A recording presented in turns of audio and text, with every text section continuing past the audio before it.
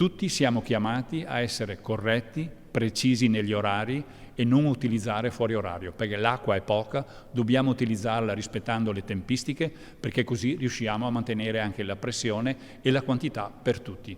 È stato trasmesso persino alle parrocchie l'avviso del Consorzio di Bonifica Piave con cui si dà un giro di vite al consumo d'acqua. Da queste ore l'utilizzo della risorsa idrica sui terreni agricoli dovrà avvenire esclusivamente a fini irrigui negli orari assegnati e per lo stretto necessario. E ancora, il prelievo per orti e giardini sarà limitato a non più di un'ora a giorni alterni. Lo schema è semplice: nei giorni pari per i numeri civici pari, in quelli dispari per i numeri civici dispari. A vigilare lo stesso personale di guardaroba. Le multe possono arrivare a 500 euro. L'obiettivo non è quello di distribuire sanzioni. Sanzioni ce ne sono già tante e soprattutto siamo sanzionati dal fatto che non c'è l'acqua.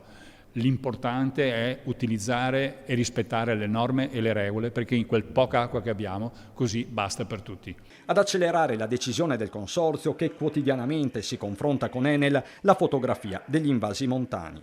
I laghi da cui preleviamo sono 3, il lago di Santa Croce, il lago del Mis e il lago di Pieve di Cadore.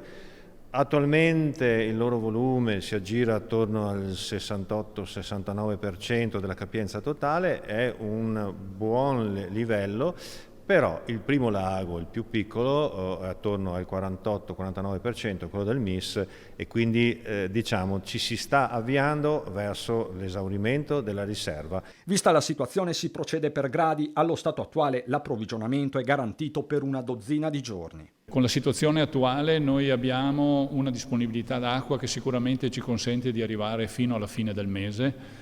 Contiamo molto adesso che vanno a completamento alcune culture e perciò ci sarà una minore richiesta d'acqua, perché inizierà la fase della raccolta del mais ceroso e di conseguenza pensiamo appunto di così riuscire a soddisfare anche le nuove culture dopo il mese di luglio.